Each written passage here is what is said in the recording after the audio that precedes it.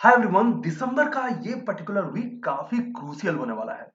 वो मैं इसलिए बोल रहा हूँ कि बहुत सारे जियोपॉलिटिकल चीजें इस बार आपको इस वीक में होते हुए नजर आएंगे। इवन इकोनॉमिक डेटा तो रहते ही रहते हैं।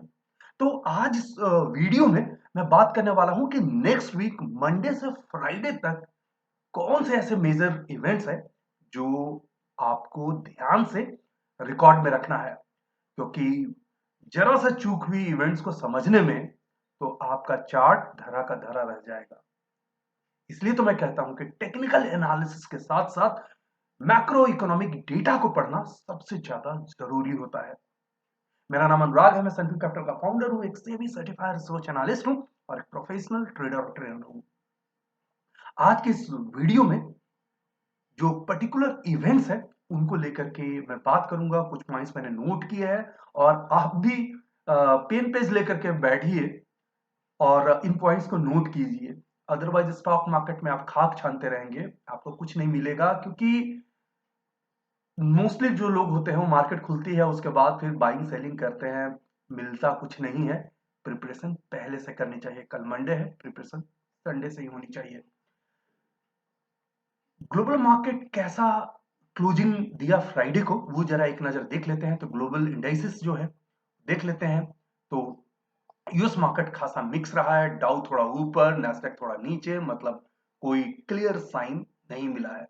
यूरोपियन मिक्स, डैक्स जो है जो जर्मनी का है वो थोड़ा ऊपर, बाकी कैक फ्रांस का और फुटसी जो लंदन स्टॉक एक्सचेंज का है, इसे एफटीएसई भी बोल सकते हैं, तो ये नेगेटिव तो फ्लैट हम कह सकते हैं, तो ये भी मिक्स रहा।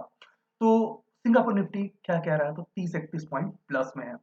एक्चुअली लगातार कई सेशन जो है, 7-8 सेशन हमने सिर्फ और सिर्फ बुल रन देखा और उसके बाद अपर लेवल से कुछ सर्टेन प्रॉफिट बुकिंग आते देखी। ये वाला प्रॉफिट बुकिंग, अब सवाल ये उठता है कि ये प्रॉफिट बुकिंग टेम्पररी थी। Nifty is ready for the 19,000। Future तो हिट किया है, स्पॉट बिल्कुल भी नहीं वहां पे अभी जा पाया है।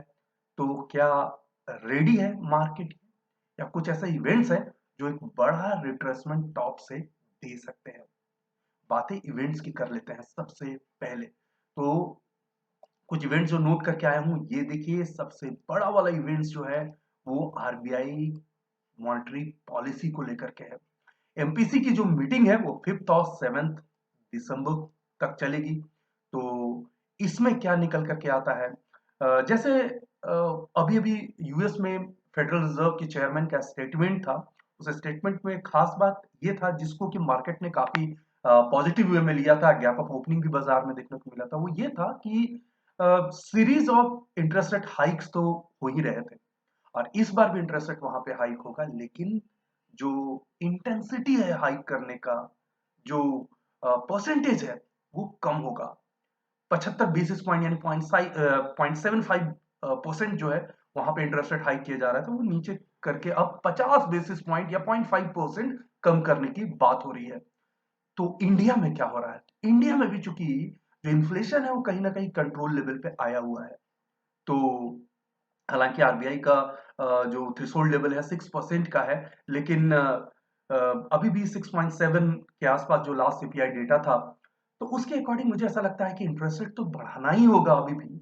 लेकिन जो 50 बेसिस पॉइंट के आसपास बढ़ने वाली बातें हो रही थी या हुई थी, हमने देखा था पास कुछ पॉलिसी मीटिंग में, अब जाकर के कहीं 25 और 35 बेसिस पॉइंट के आसपास बढ़ सकता है, जो कि मार्केट के लिए काफी अच्छा होगा। नेक्स्ट कुछ डेटा की ओर बढ़ते हैं और उसमें से एक खास डेटा जो है वो है पीएमआई डेटा।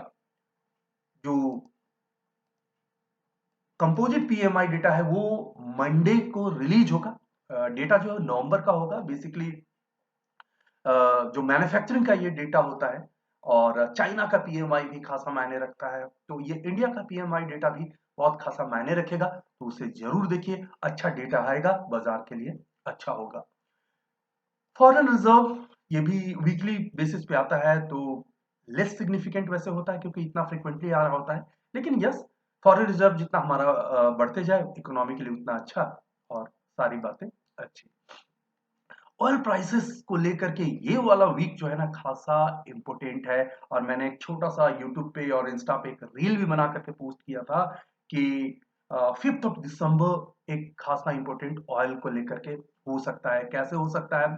सबसे पहले तो 4th को एक मीटिंग है ओपेक की, जो प्राइसिंग को लेकर के जितने भी ओपेक के मेंबर्स हैं उनका एक सर्टेन डिसीजन आने वाला है कि प्राइस को लेकर के क्या उनका आउटलुक होगा।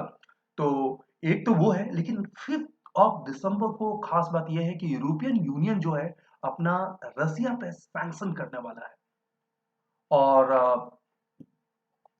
वो बैनिंग जो है ऑयल को लेकर के। तो इसलिए 4th एंड 5th ऑयल को लेकर के काफी क्रिटिकल एक टाइम रहेगा जो आपको ध्यान से देखना है। एफआईज बहुत बेहतरीन तरीके से बाइंग करते हुए नजर आ रहा है। अगर आप बात करेंगे तो लास्ट वीक 15,000 करोड़ की बाइंग की है, जिसमें से 9,000 करोड़ तो वो एक ही दिन हुआ था। हालांकि उसमें जो इंडेक्स का एमएससीआई का एक रिबैलेंसिंग था, तो इसलिए उसमें 9,000 एक ही दिन बाय हो गया था, लेकिन फिर भी 15,000 करोड़ जो है वो काफी एक पॉजिटिव सेंटिमेंट दे रहा है, इतना हैवी बाइंग। और नवंबर में बात करें, पूरे पूरे नवंबर में तो 22,500 करोड़ की बाइंग हो चुकी है, जो कि हाईएस्ट है फरवरी 2021 से। इसका मतलब बुल रन बाजार का तो बहुत अच्छा खासा तगड़ा है।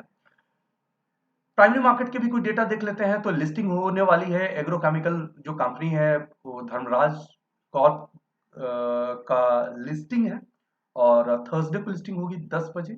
इशू प्राइस जो उसका था वो 237 का रहा है। तो लेट्स सी कि किस तरह की इसकी लिस्टिंग होती है। मार्केट बहुत अच्छा है, तो लिस्टिंग अच्छी होनी चाहिए। तो ये तो पॉइंट्स मैंने बता दिए, लेकिन इन सब के बीच में एक पॉइंट जो मैंने नोट नहीं किया है और जानबूझ करके मैंने नोट नहीं किया है, वो मैं आपको बताना चाहूंगा, और वो कुछ और नहीं है, आप समझ गए होंगे।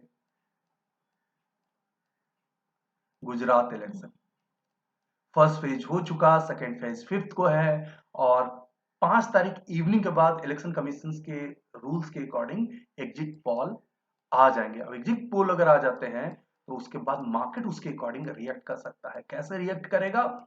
अगर बीजेपी को जरा भी ट्रबल हुआ वहां जीतने में, तो trust me 200-250 point Nifty correct हो सकती है। फिर से इस बात को ध्यान से सुनिएगा कि बीजेपी को जीतने में अगर दिक्कत हुई, टफ फाइट हुआ, तो भी मार्केट के लिए सही नहीं है, क्योंकि गुजरात पूरी तरीके से एक बीजेपी का ही गढ़ माना जाता है।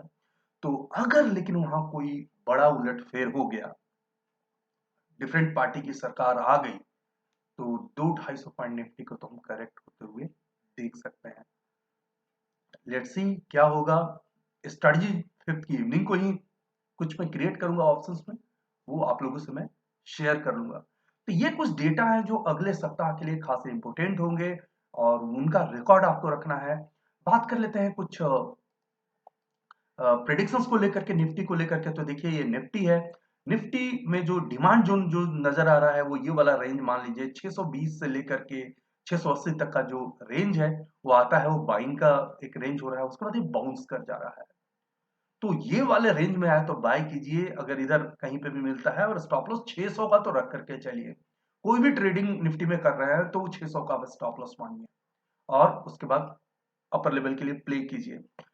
हालांकि बाजार जो है मंडे को थोड़ा ऊपर खुलेगा, लेकिन मुझे लगता है कि पूरा दिन थोड़ा सा झेलने वाला मार्केट होगा, क्योंकि शाम होते होते कुछ डायरेक्शन आता हुआ नजर आएगा जब एग्जिट पोल आने लगेंगे। तो निफ्टी का जो लेवल बता देता हूँ, ये डिमांड जोन है 18,600 से लेकर के 18,680 तक का डिमांड जोन है।